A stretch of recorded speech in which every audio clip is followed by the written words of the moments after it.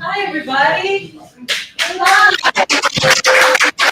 my goodness. Hi. Hi. Thank you. Welcome, welcome. Thank you all for coming. Um, Thank you at home who are watching the live stream and those who will watch in the future. Thanks for being here. Thanks for supporting us. We are sponsored by Ensemble Studio Theater Los Angeles, which is a nonprofit. To keep our program going, we appreciate everything that you've donated and supported. If anybody at home can also donate online right through our website, it is very much appreciated. It has kept us going since 2015, which is now 10 years, for those of you who can't do math. I That was as much math as I can do, quite frankly. True Story is an amazing program, and it has inspired me and supported my own creative process. And while doing that, we have created a community of storytellers who use all different mediums, including the written word, to share stories that are personal and their own. And also, once the story's shared, it's not just theirs anymore, right? It's all part of our collective experience. And tonight, we have an awesome collection of experiences. I am proud and happy to present everyone tonight. I am thankful to each of the artists tonight for trusting me and bringing your work, vulnerable and proud and strong, to create tonight's event. So thank you, guys. Thank you, everybody.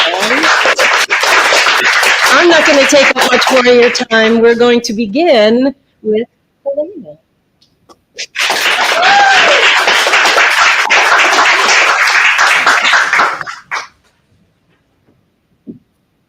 This is called the jab. Every nurse has something they don't like to do. I hate to give intramuscular injections. Urinary catheters, give them to me. Animals, no problem. Stinky suppurating bed stores, keep them coming. But there's something about jabbing a 1.5-inch metal straw into living human meat that makes me want to hurl. Back in nursing school, they made us do a vaccine clinic at a church. You know who goes to church? Old ladies with really skinny arms. I swear I hit bone. So I was happy to discover that as a bedside oncology nurse, I hardly ever had to give intramusculars. I just had one frequent flyer who wanted her dilaudid in the buttocks, which wasn't too bad because from that angle, she couldn't see my hand shake. I like being an oncology nurse, but when the pandemic happened, I got super excited because I love public health. Instead of treating people who are sick, why not prevent them from getting sick in the first place? It makes sense, right? But unfortunately, the medical industrial complex makes a lot of money off of sick people. And the sicker they are, the more money you make. Despite having a master's degree in public health, I had to keep working as an oncology nurse. Cancer is a cash cow. So I applied for a job at public health, and they said I could work there part-time. I worked there and at the hospital. I was working 60 hours a week, although it felt like a lot more. I loved working on the COVID task force. I love my dedicated coworkers. I love the head of the public health department, who seemed like a very sweet and gentle woman. At first, I was doing contact tracing and educating people. Then I graduated to working with schools and businesses that were doing their best to follow the guidelines. Well, some of them were anyway. And eventually, I was sitting in on the meetings where they were making decisions about the public health orders, which are the regulations about what people could and couldn't do. What happens if people don't follow the rules? I asked excitedly. Can we have them arrested? Frankly, there were people I wanted to see in jail. Yes, answered the big boss lady. We could have them arrested. technically, but we're not going to need to do that. People will follow the rules because people's lives are at stake, and I am demanding that they follow the rules. I could see that maybe she wasn't so sweet and gentle after all. She seemed more like the tiger mom of an entire city. At one of the meetings, I mixed up the terms isolation and quarantine, which is a stupid mistake since the difference was crucial to the whole endeavor, and she dressed me down in front of everyone. After that, I was terrified of her. One day I came into work and my supervisor casually dropped, "You're going to be doing a vaccine clinic today." You know, this wasn't a regular job. I couldn't say, "No thanks, I'm not crazy about needles." So I laid on the bravado. "Oh, wow, great. I can't wait to interact with the public face to face." Then I ran in the bathroom and watched about 10 YouTube videos on how to give injections. My supervisor observed the first couple of shots I gave. My hands were shaking so bad I considered telling her I had an essential tremor. "I'm a little rusty," I mumbled. Then she shrugged. "Give him a little higher or you're going to hit a nerve." Ah! Eventually, I stopped shaking, but I never got used to giving the injections, despite giving too many to even venture a count. Then a little later on in the pandemic, they cleared the vaccine for children.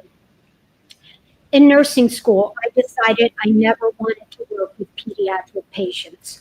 All it took was one rotation at Children's Hospital. I walked into a child's room and he started screeching and grabbing onto his mother like a wild monkey. "Hi," I said, "just checking to see if you needed any ice." Then I turned around and went to the cafeteria where I remained for the next couple of weeks. I have children myself, and I had been through the whole vaccine ordeal. I knew it could be traumatizing. My son had to be held down by a security guard to get his DTaP. When the guard let him go, my son kicked the doctor in the shin and called her a bitch. "I wonder where he got that from," she huffed. "Oh, it must have been all the rap music he heard on the radio." No one at public health gave me any advice about how to give vaccines to children. I was on my own. I thought they might get upset if they saw the needle. God knows it freaked me out. So I drew a smiley face on a piece of copy paper with a Sharpie and taped it to the wall. But it was not as mesmerizing as I had imagined. One of my first patients was a calm, precocious boy about 10 years old. We had a delightful encounter. "I decided to approach this as a learning experience," he said. "I like your attitude," I replied. "I was wondering, though, is it going to hurt?" "I'm not going to lie, it's going to hurt a little." "I'm probably not going to cry." "It's better if you don't, but I'm not judgmental." "Can I watch you put the needle in?" "Oh, no. Actually, I would prefer it if you looked at the smiley face on the wall. I don't like people to watch me give injections. It makes my hands shake." "But I really want to watch." "Okay, kid, it's your funeral." I didn't actually say that. "How was it?" I asked. "Not that bad," he said, "and it wasn't for me either." Then someone banged on the door. "Hurry up, there's a line out here." The next patient was a little girl about 7 years old, and she was already crying. No conversation this time. Let's get it over with. "Look at the smiling face." I told her mother to hold her tight, but she squirmed at the last minute and the needle went in sideways. And she howled. Oh no, I was overcome with worry that I had hit a nerve and paralyzed her arm. And it was the right arm. That's the important one. I was so freaked out, I ran over and asked my supervisor about it. She just shrugged. "She's fine." Probably.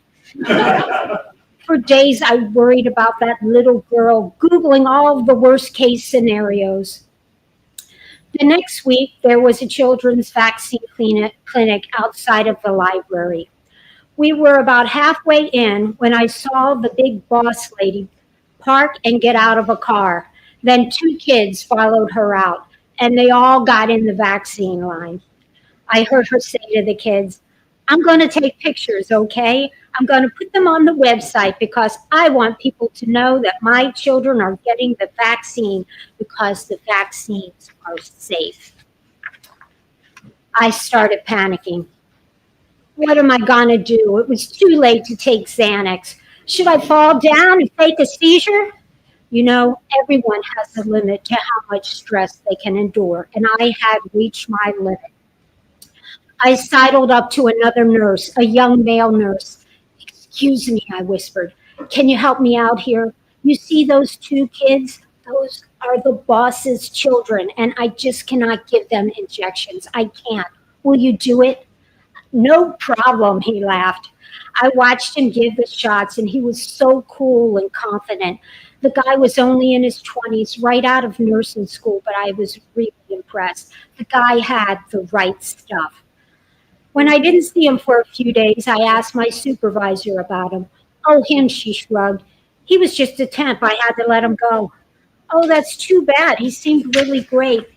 She rolled her eyes and then looked around to see if anyone was listening. He was awful. I've never seen a nurse that lazy or incompetent.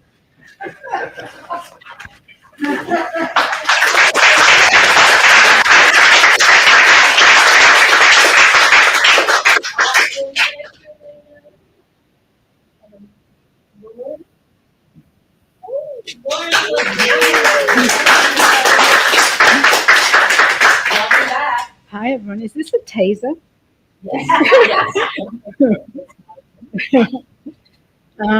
This is called the pantless bottom. The only time I put on pants was when I walked up to the village to rent a video. That's Bramhall Village in Cheshire, close to Manchester. Not much more than a fork in the road with some local shops plopped on it. At the corner of Moss Lane, behind Foster's Fish and Chips, up some rickety wooden steps, almost a ladder, was a crow's nest of joy, Bramhall Video. There I would rent 3 movies and head home. 3 movies every day, Monday through Friday. I'd wait for everyone to leave the house, pull on my pants, and head to the village. 3 videos, then home. Shut the door, close the curtains, grab some salt and vinegar crisps, a handful of penguin biscuits bought in bulk for my kid brothers at school lunch. I de-pant, assume the position, and press play. Eddie and the Cruisers, Blade Runners, Raiders of the Lost Ark, Fame. Like Tron, I became part of the machine. It was 1985. I just graduated a mediocre college with a mediocre degree in psychology. My esteemed psychiatrist father tapped his fingers on the steering wheel as he drove me home. I don't know, he said. Maybe it's my fault you're an underachiever. This was one of the many times my eyebrows hit my hairline at the things that came out of his mouth.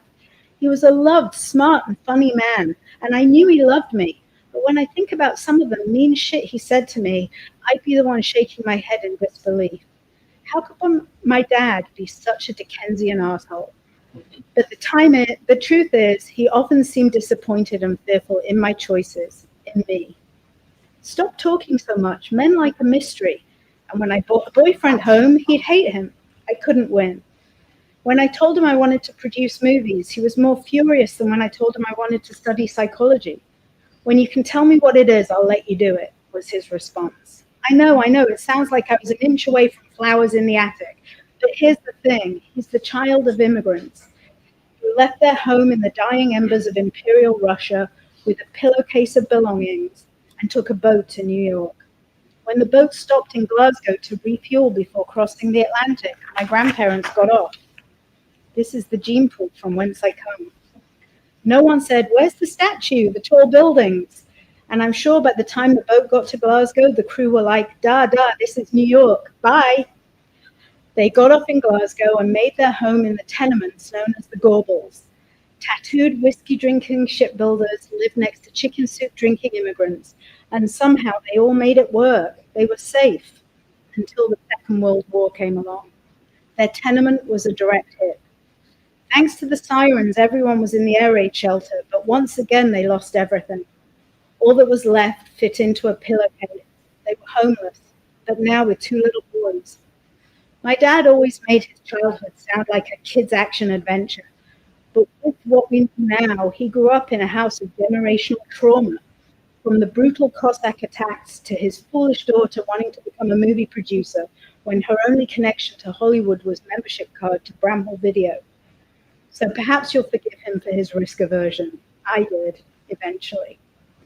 You can also perhaps understand why I preferred living in other people's stories than my own, and why it was worth putting on pants, climbing those rickety steps, and choosing 3 videos a day to disappear into. My love of movies started young.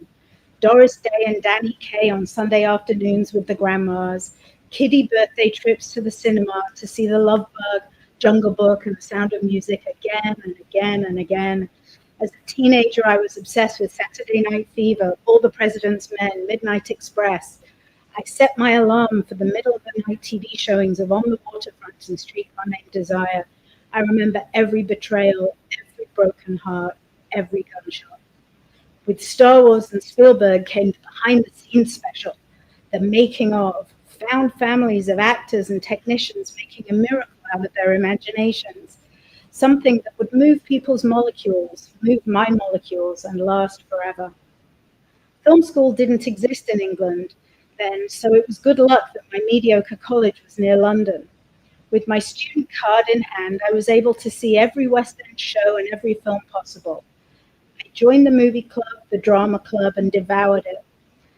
After graduation, I went back home, and there, next to our TV, was the gateway to my salvation, a top-loading VCR. I'd figure out how to climb Everest and get into film production later. Today, I'd close the curtains and press play. And tomorrow, and the day after that, and the day after that. Write some letters, check the classifieds, get a fucking job, get any job, were some of the encouraging suggestions my parents made. They'd leave, I'd pant up and head to Bramhall Video.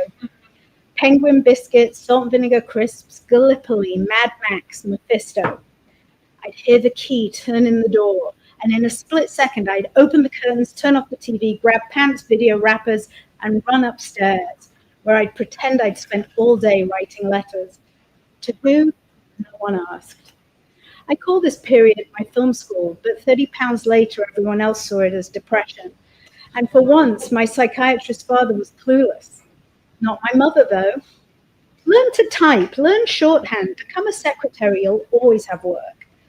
Become. Becometh a servant for other people's ideas. Becometh a peon whose superpower is taking phone messages, a coffee maker, a typist, a cipher, a fucking cipher. I bet Francis Ford Coppola never went to typing school. It was a rainy, grey day in September when I took the train into Manchester and walked to Sight and Sound.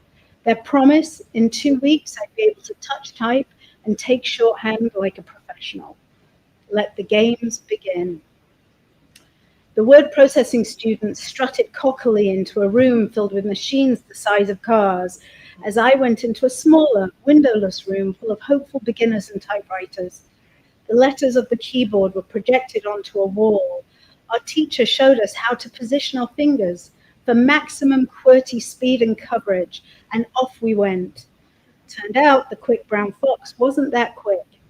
In shorthand, our spiral-top cliché notepad that Doris Day had taken many a letter on was soon filled with symbols for the most used little words and endings. Lunch. The lunchroom was a feast of brown, carpet, formica tables, my mood. Thank God for Peach, best friend and hopeless crush. He came back from his holiday in Greece with a gift for me. I was partial to a smoke back then, and to take the piss, he bought me a carton of Sobrani cocktail cigarettes, a lady cigarette for the most sophisticated of occasions. Sitting in my parka, surrounded by brown, I polished off my cheese sarnie, took a chug of a mug of tea, and lit a bright fuchsia cigarette with a gold filter. A silver-haired cafeteria lady smiled at me and nodded with appreciation. I nodded back and inhaled. I think she and that cigarette kept me hanging onto the ladder as it hovered over the abyss. Yes, I was on the bottom rung, but I didn't let go. At the end of the 2 weeks, I could type a solid 30 words a minute. The paper was rock hard with whiteout, and the shorthand, well, it could go fuck itself. Now that I had skills, my parents put their foot down with a renewed focus on my plan for getting a job.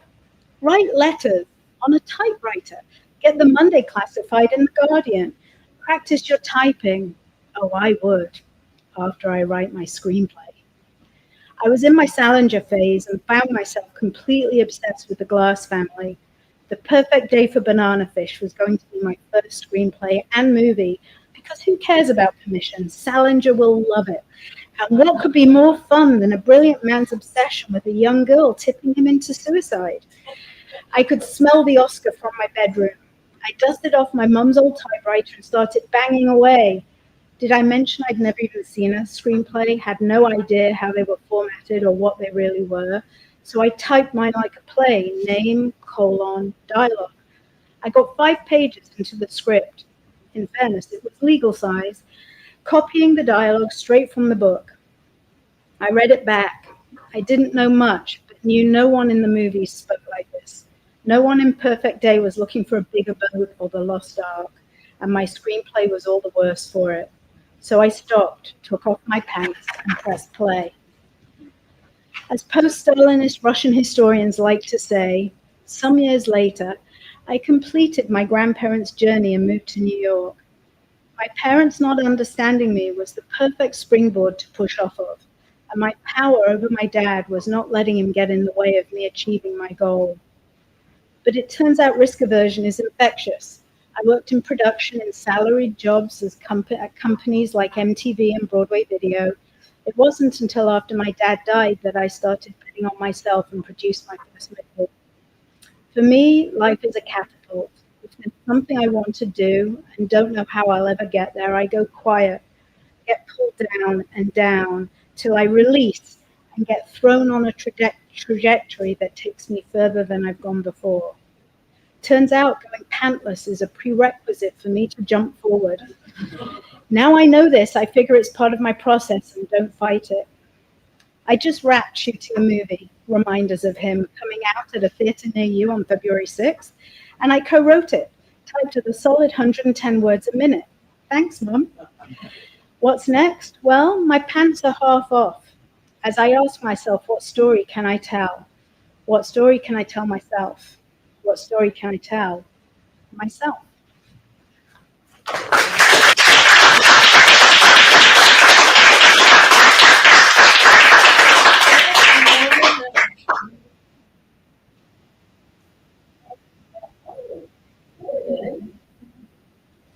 Jordan Henderson, everybody.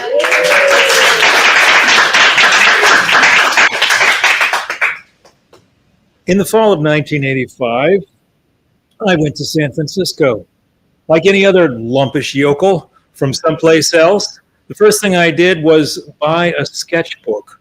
It was thick, 288 pages for the obsessive sketcher. Here's a self-portrait.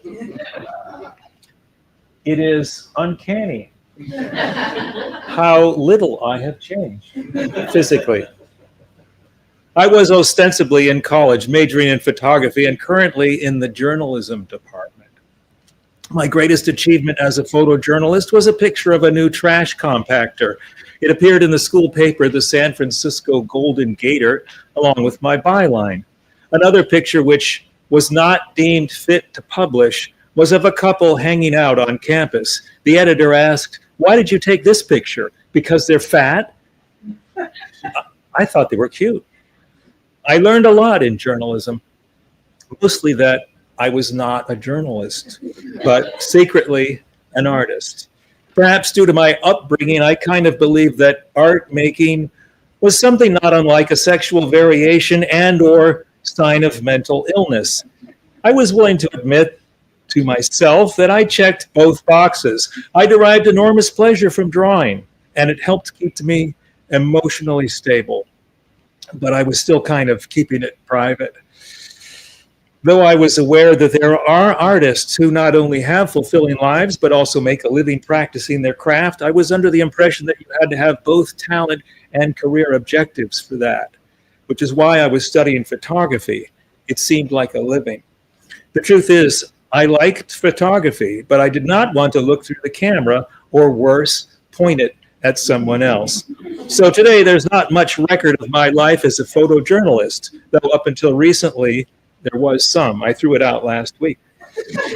I do have my yellow sketchbook and 6 or 8 others just like it, and literally hundreds more that came after. I went to college, but at the time it didn't seem like I was making the most of the experience. Most of the action in my life took place after hours, having unstable romantic relationships, hanging out with my friends, or in my sketchbook. I lived with my old friend, Heinous Rhines. His mother called him Richard. His aunt called him Mr. Sunshine, but everyone else called him Heinous, for it suited him. I convinced Heinous to move to San Francisco with me and another guy who was sort of a hanger-on. And we spent time with another old friend, Robert Caruso, who was in film school. On one very memorable occasion, Robert arrived to announce that he'd left an expensive rented lens on the Muni train. After some tense hours, he got the lens back thanks to his impressive phone handling skills. We were all teetering on the brink between adolescent angst and adult responsibility. We were old enough that it was too late to make youthful bad choices, but young enough to still believe in art. To that end, Rhines and Caruso had a subversive singing duo called the Stretch Links, and I had my sketchbook and some ink pens. I went crazy on the sketchbook, taking it everywhere, filling it with everything that came to mind. What came to mind was mostly naked men and occasionally women, in advanced states of physical and emotional decomposition. We called this series Nakedness is Cruelty. Here's a drawing of the same name. I felt that in art, as in life, the ratio of naked women to men is not fair. So I made it my mission to bridge the gap by adding a lot more naked men to the equation. The nakedness is cruelty by night. It never sleeps. Let's pause for reflection. Was I serious? Absolutely yes. Did I recognize the futility of such an undertaking? I would say yes, but a little less emphatically, a squishy yes. In other words, of course I knew it was futile, but that did not dissuade me from thinking it was a good idea.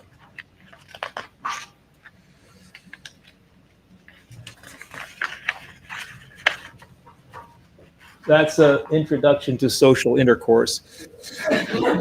My drawings were rendered in a shaky, minimalist style, not far removed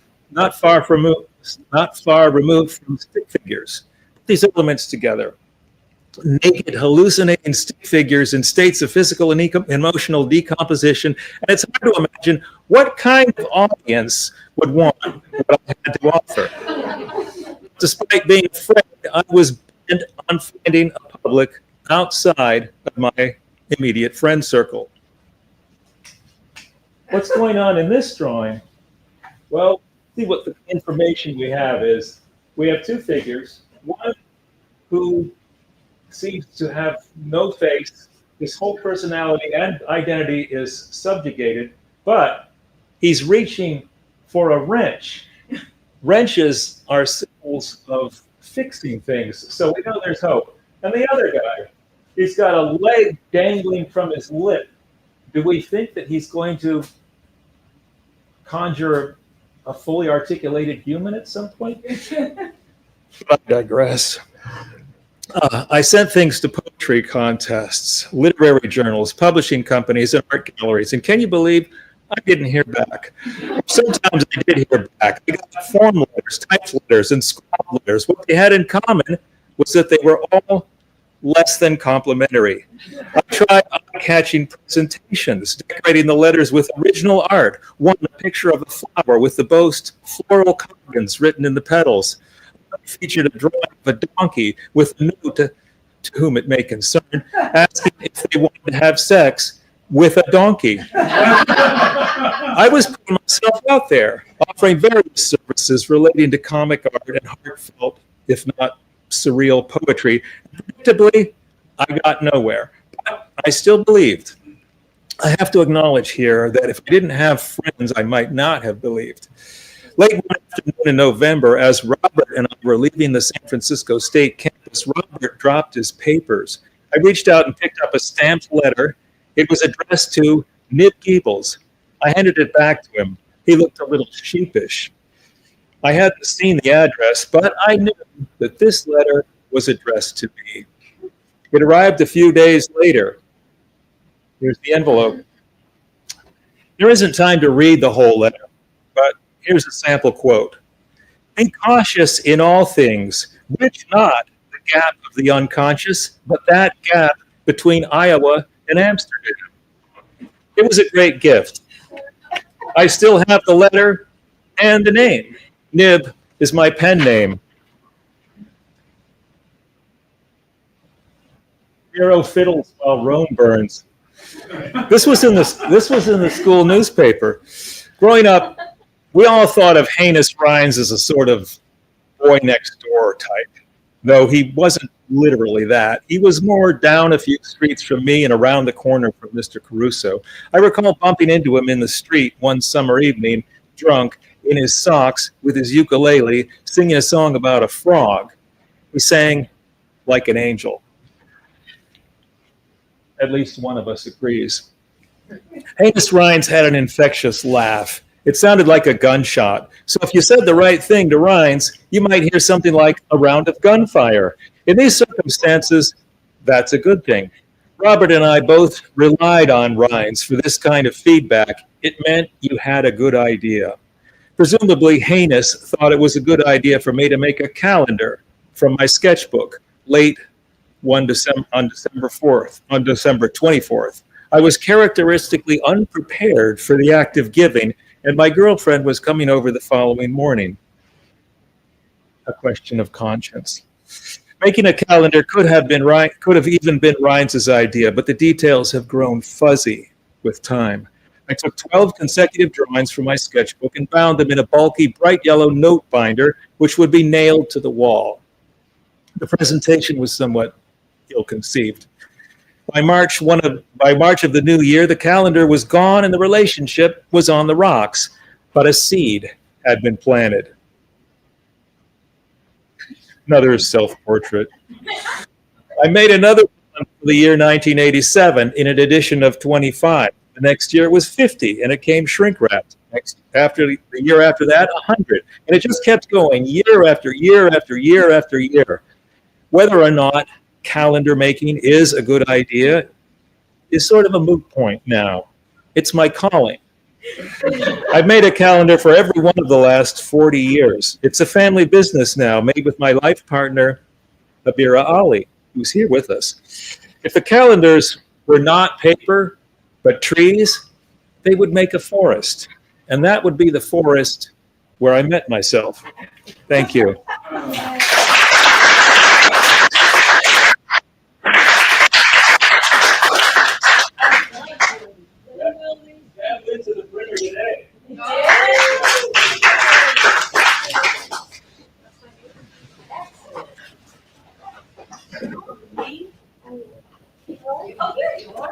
Hello.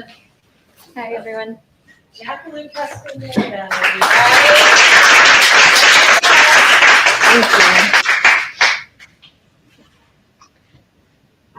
you remember any core childhood memories? I can't remember much, but I can recall a few. It's probably 1999, pre-9/11 era, as they say. Toddler me hides between clothing racks while my mom shops a bargain at the old haunted Sears Tower off Olympic Boulevard in Boyle Heights.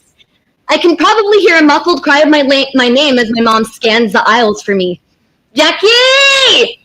I giggle beneath a cave of clearance jackets. I am cocooned in my makeshift fort. Other core memories I have are vignettes in this fuzzy brain of mine, but I remember the time and place. First impressions of my world, you know? When I was a toddler, my parents raised 5 of us kids in a 1-bedroom apartment in Montebello off Olympic Boulevard, a gaudy salmon-colored building seemingly plopped down in an alley which bisects Maple Avenue from Park Avenue. I remember I'd jump in puddles in that alley.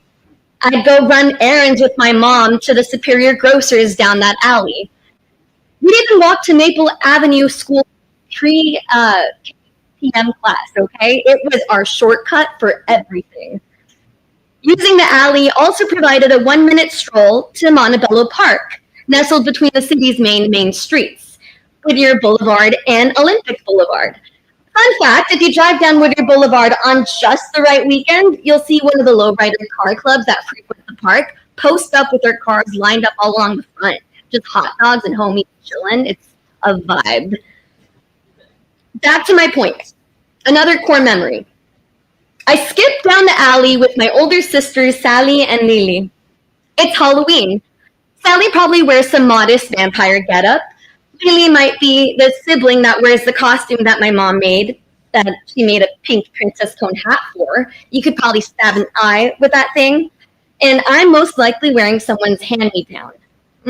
Maybe the purple sequin and organza belly dancer costume that my mom made, like the handmade sequin face covering. Maybe I'm the one wearing the princess hat. I don't know. We're walking down the alley in Montebello Park for the Halloween block party. We never got to go out much, my sisters and I. Whenever we were allowed, it was mostly the trio. Phoebe might have snuck out with friends dressed as Goth Shakira, typical teenage rebellion. She was always there in spirit, though. My other siblings might have taken this chance at a sweet escape this All Hallows Eve to leave the dungeon that was our parents' dysfunctional abode.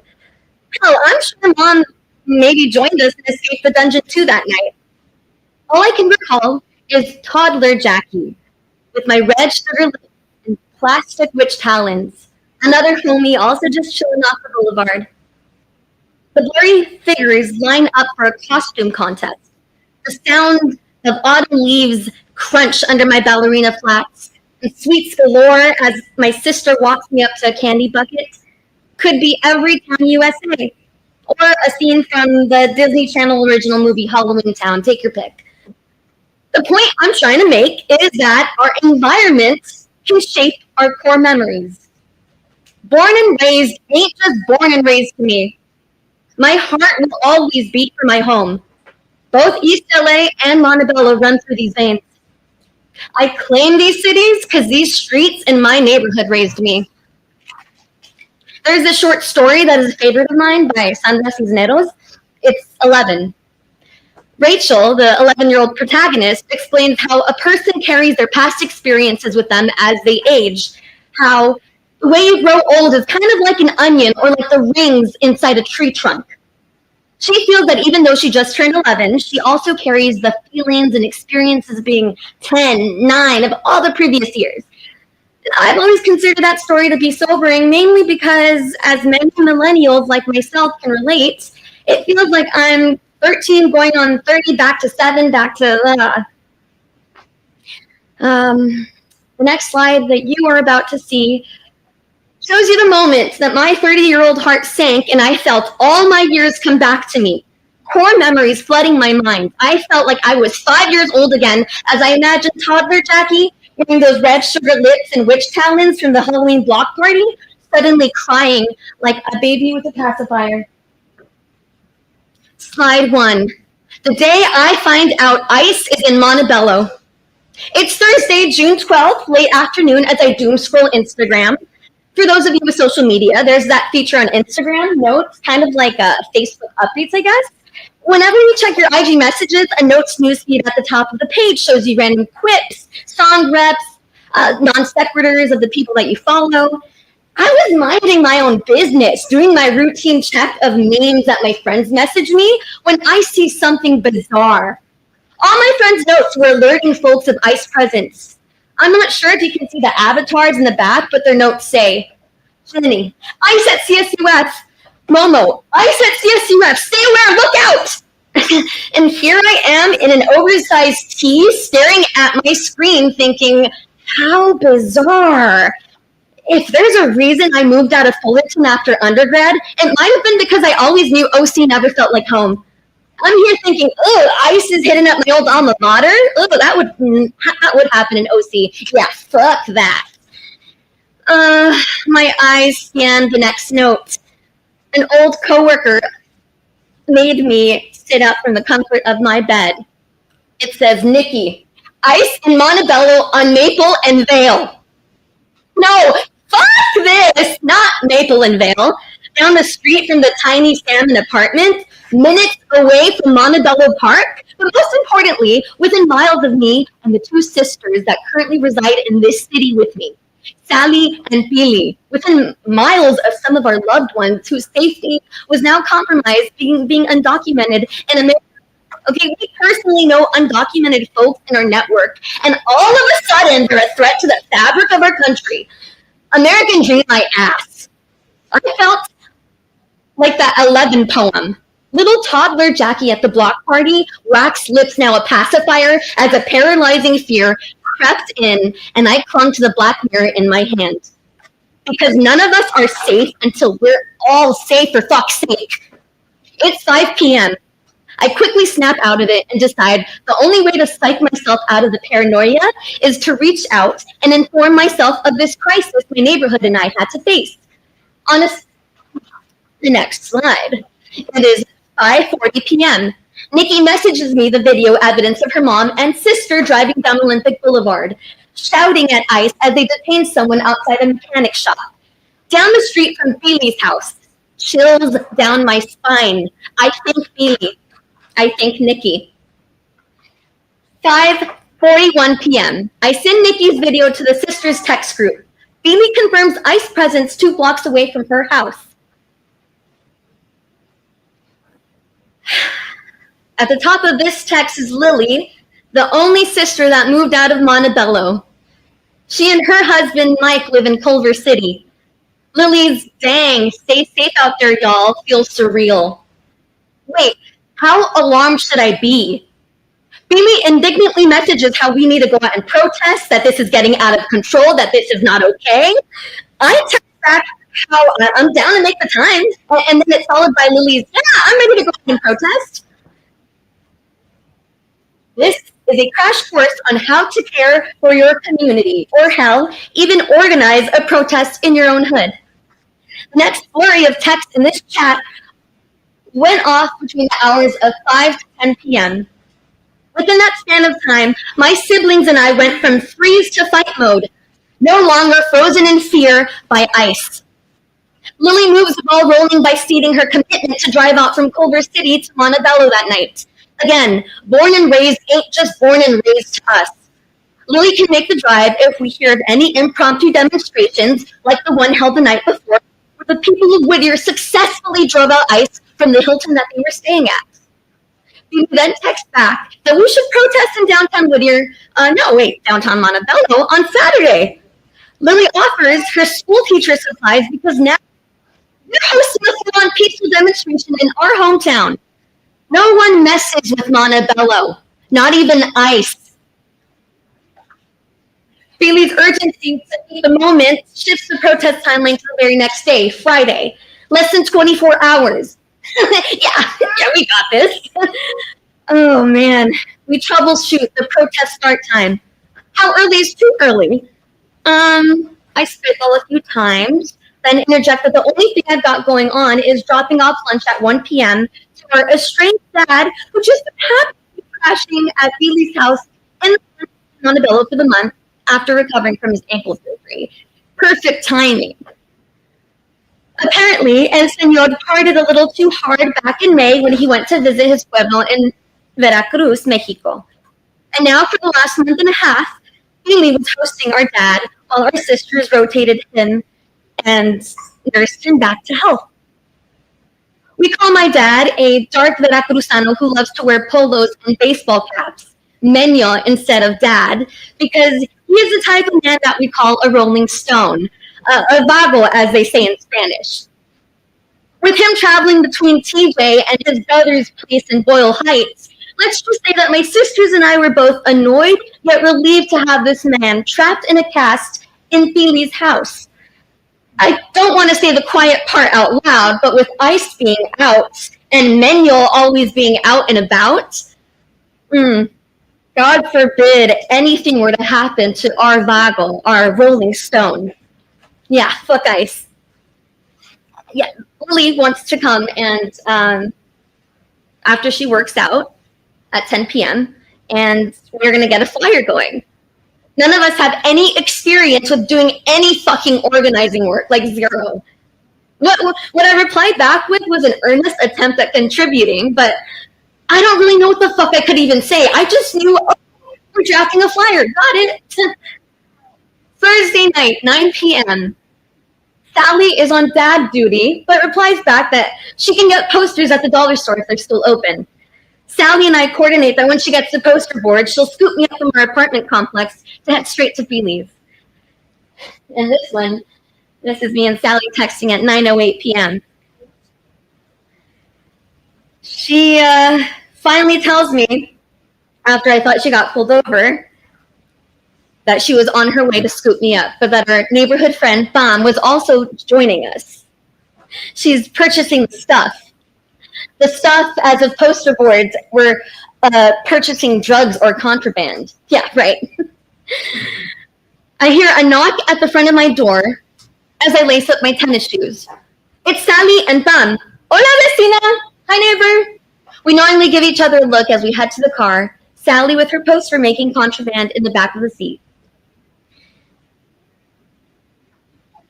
Baby greets us in to her house and she ushers us indoors. We all get comfy and grab random posters, and Sally apologizes about buying acrylic paint. She says that she assumes grad season white Dollar Tree clean with markers. We go to the kitchen to find paint-safe water receptacles. We don't really prep for working with paint, and we finally get 2 water cups and go back. Bailey's partner Madeline, and Bam are catching up. Madeline offers us all wine, and we accept. More catching up. I bust out the black paints. We all try to come up with witty chants and phrases for our poster boards, and someone says chinga la amiga, someone else says crush ice. That's the one that I choose for my poster. I make myself cozy on the floor. There's more space and the table is too crowded. Then the doorbell rings. Is it Lily? I swing the door open to find out my other neighborhood family friend. It's actually Juanito, who's the guy pictured right there. We salute each other. Hey, bitch. Hi, bitch. We warmly greet each other as I lead him in. He catches us up on his latest project as he churns out elaborate posters like nothing. He even helped me finesse the detail on my ice drawing. Madeline comes out from the kitchen with a pitcher of mezcal limeade. We all sip, talk shit about ice, pour red acrylic paint, talk some more shit about the current administration. Bam informs Billy that their mutual friend Jaime is doing the best he can, but work is harder being undocumented. We all talk amongst ourselves about how we would handle ICE if they ever got us. We even had to remind ourselves as a group that it was the 4th Amendment, not the 5th, thank you, Bam, that protects us for unreasonable seizures and searches and seizures. It's about 11 p.m. and I text Lily her ETA. Minutes later, the doorbell rings. She comes in workout gear after her workout class from Orange Theory, carrying a buttload of posters and some markers. Bailey shares a flyer on the coffee shop's Instagram reel. Well, it says ICE out of Montebello. It's 7,000 views and 1,000 shares overnight. The course of the night, we designed about probably 20 posters or so, I want to say. It was almost 1 a.m. and despite having work at 7, Sally wanted to finish her final poster. We had a couple left to air dry and then take them to the coffee shop afterwards, but Lily was the first back to head out to Culver City, and we thanked Billy and Madeline for having us over, and they thanked us for doing all of this stuff. The next day, I'm nervous, but determined. The night before, Billy asked me to lead the chants. I told her I'd get a list going, and I've only really been a protest, but leading was another thing entirely, but I'd do it. Yeah, sure. I compiled a list overnight, looking up activist forums and websites to draft like a dozen or two chants. It's really hard and I'm really tired, but I keep doing it. Dad texts me if it's fine to drop off food at 2 p.m. I get to Bailey's feeling like I've got a target on my back the whole walk from my apartment to her house. It feels like they're treating this like a safari hunt. I ring the doorbell to Bailey's and Dad hobbles to open the front door. I get him back to the guest room and he checks his sugar levels as he, gets ready for his food. He grubs while I chill in the living room looking over my list of chants. Can't fuck this one up. It's after 3 p.m. Lily drives to town early enough to hang out at Bailey's with me and my dad. We even talked to him about his ankle surgery recovery, about how it was in the 80s and 90s during the ice raids, and we even talk about his mental health. Lily and I head out after 4 to walk to our sister's coffee shop. It's go time. I'm wearing all black, face mask on, and have my phone on airplane mode, just like I've seen in those protest TikToks. Lily doesn't think it's necessary, but I feel weary. We live in a surveillance state after all. We make it to the food hall where the coffee shop is, the brick and mortar family operation that Bailey and Madelon were risking to hold space for our community. Lily is famished, but makes a beeline to buy a quesadilla at a vendor nearby. I stand at the front of the curb where the cafe is, along with Bailey, my friend there to caught wind of the protest taking place. Bailey and Madeline leave momentarily as they're handling last-minute cafe duties. I'm organizing the poster. It's too windy, and I give up after Bailey brings up an extra table and a sandbag. People are trickling in, and there's more fellow peaceful demonstrators. It was almost 5 p.m. Lily scurries in with a plate of and a plate of quesadilla and in one hand and shares her quesadilla with me. Bailey comes up to us and thanks us once again. I noticed 2 people in kufias and masks, one man with a megaphone and a woman with a stack of papers. It turns out that they were both volunteers at Unión del Barrio. Unión del Barrio is a multi-issue barrio-based organization that was founded in 1981 by Chicano activists and organizers. Dylan mentioned that they caught wind of this rally through social media and they wanted to support us any way they could. I can't recall how exactly it was coordinated, but Dylan agreed to lead the chants, and we had now an experienced chanter at our protest. It was so impromptu. The pressure lessened, and I began to help Dylan's comrade by laying out resources and Know Your Rights cards stacked next to each other. More people started arriving and choosing the posters that we designed the night before. The protest was starting to take shape. A few minutes after 5 p.m., Dylan begins the protest. He uses the microphone setup we offered, but switches to the megaphone once the mic gets weak. It's louder either way. The crowd starts small and mighty, but little by little, our voices grew louder as more people came. Our group eventually got all 4 corners of the intersection of Whittier Boulevard and 6 p.m. full. All 4 corners.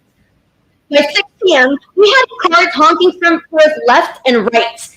Dylan led the crowd with an amazing enthusiasm and energy, and we had to pause because his voice grew hoarse, but that's when I asked him how to use the megaphone. He rested his voice to drink water as I led my fellow friends and neighbors through a series of chants.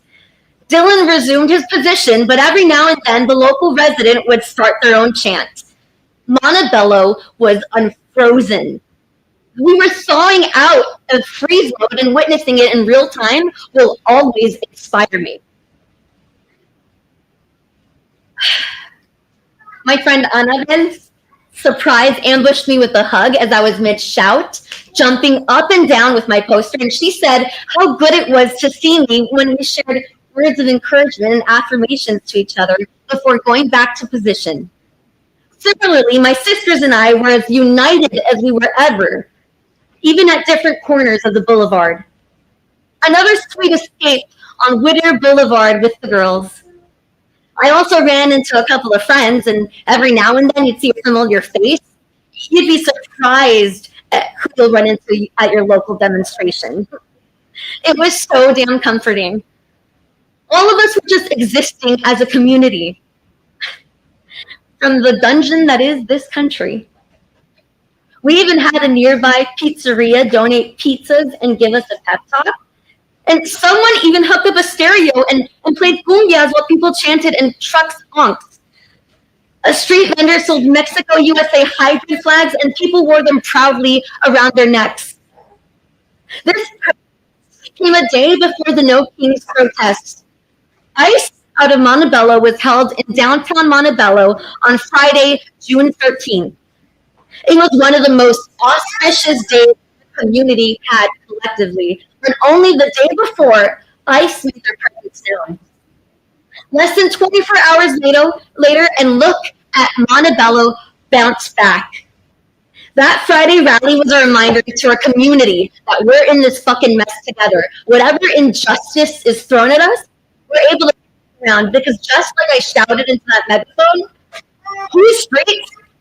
I better find you saying our street when your neighborhood is under attack, because it's only a matter of time until it happens to your Olympic in Naples. All we can do is stand up, fight back, am I right?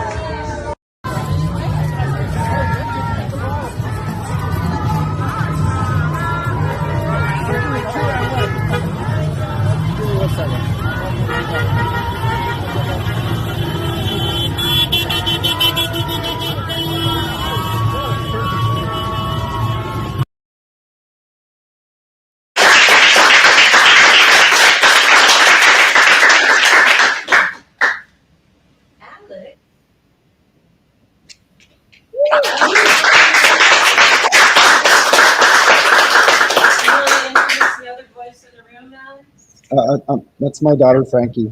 Hi, my love. Hi, my love. Blanca.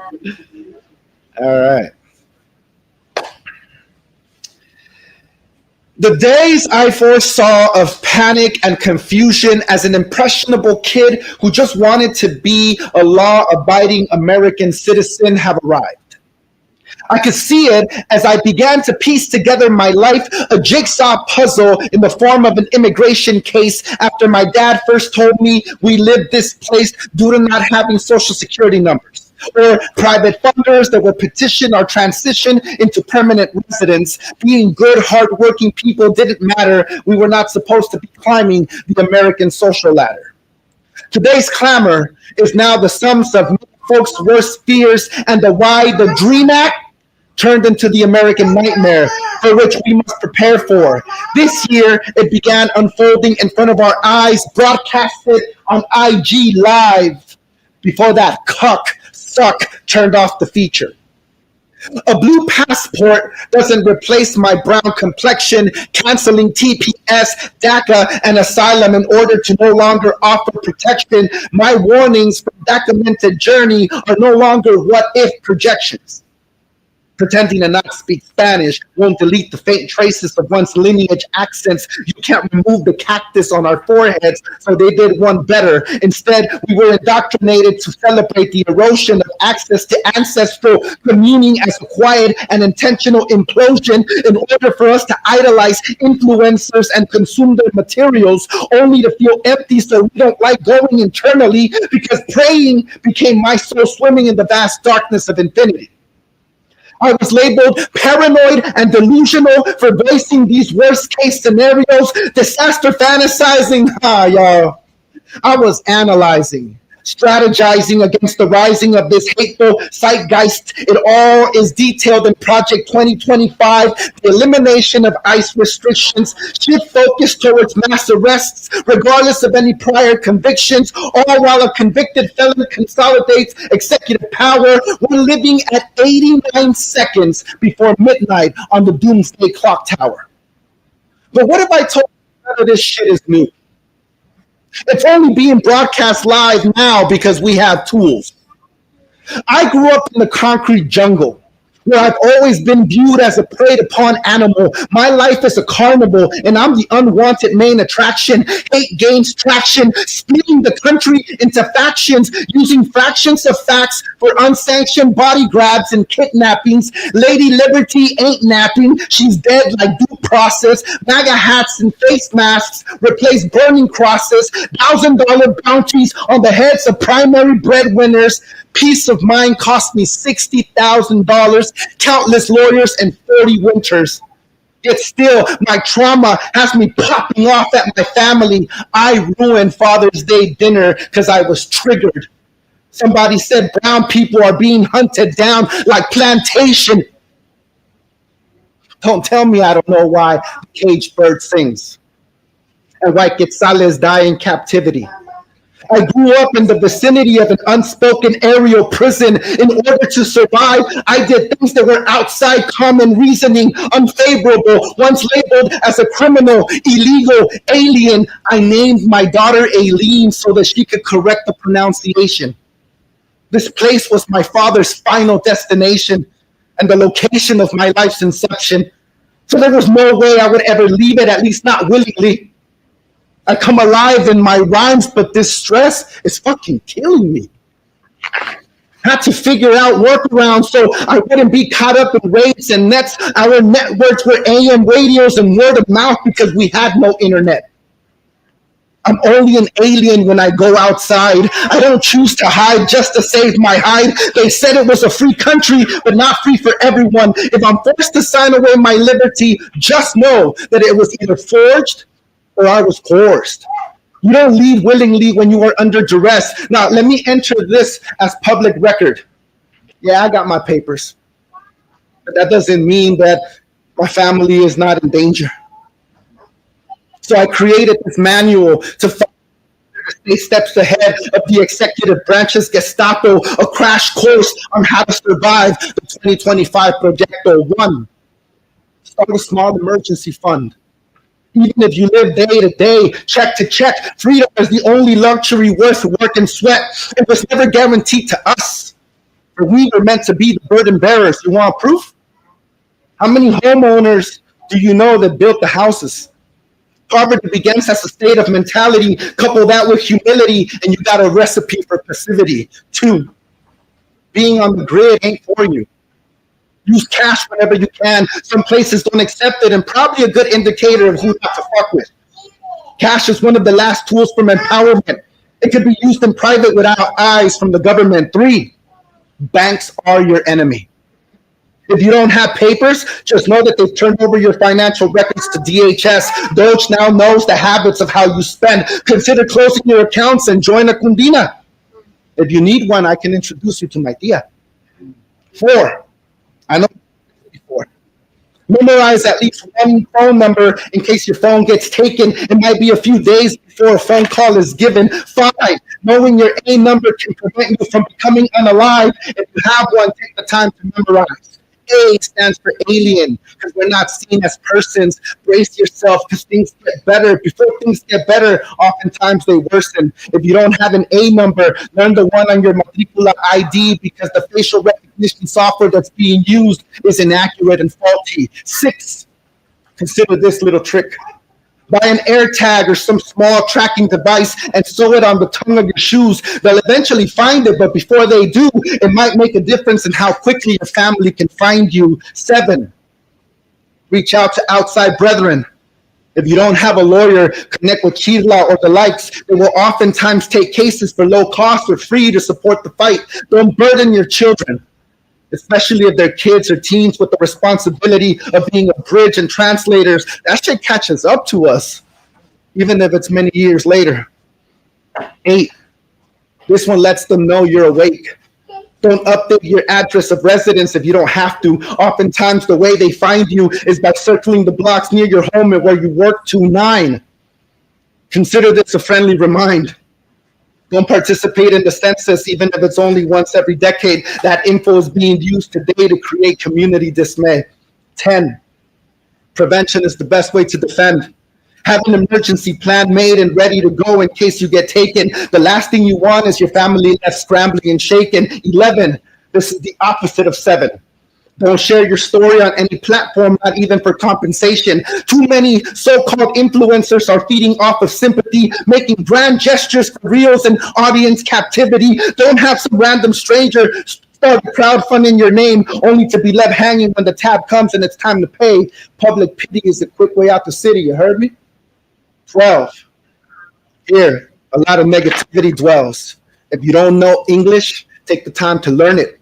I wouldn't move to Japan and not want to know what's said around me. I guess with this one, use your own discernment. 1, 3.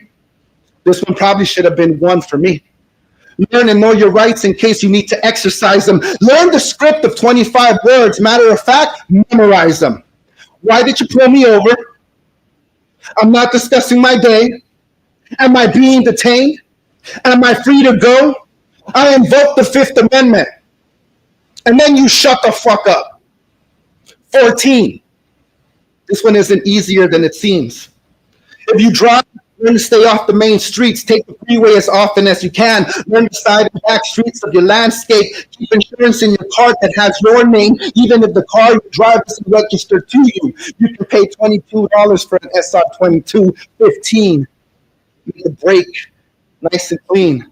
If you have an I-10, it's probably not wise for you to use it for filing taxes. Do the right way is having the opposite consequence. 16, don't project where you're going or been. If you have a check-in with USCIS, it's best if you request a virtual appointment.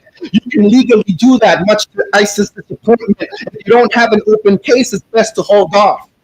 Unless you're being sponsored and you have money to live off of.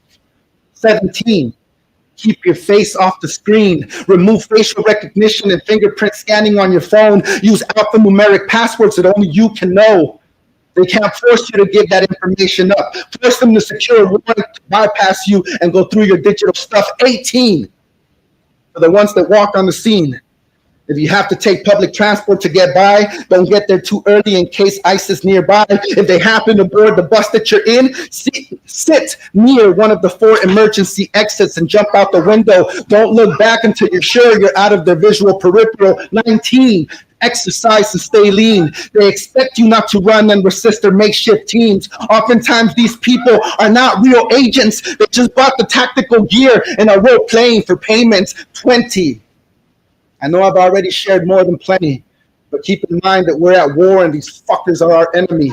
Some beef is big and some beef is small, but we can't be too cautious when you're considering it all.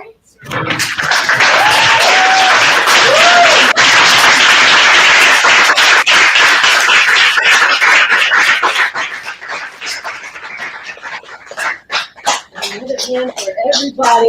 That was awesome.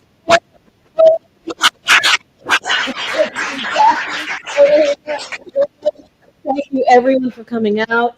Thank you, writers, for all that amazing, powerful work. Everyone, I just loved all of them. And Jackie and Alex, thank you. We're with you, and I know it's we scared to be public with stories, so I want to acknowledge that. We appreciate it. And we got your back as much as we can. Thank you. Thank you. Thank you, everybody. The next one will be August 3rd, I think, the first Sunday in August. And the theme is the best of intentions. Think about it. And let me know if you want to write. Thank you, everyone. There's cheese, there's cookies, there's fruit, and there's a lot of wine. You're welcome to it. Thank you.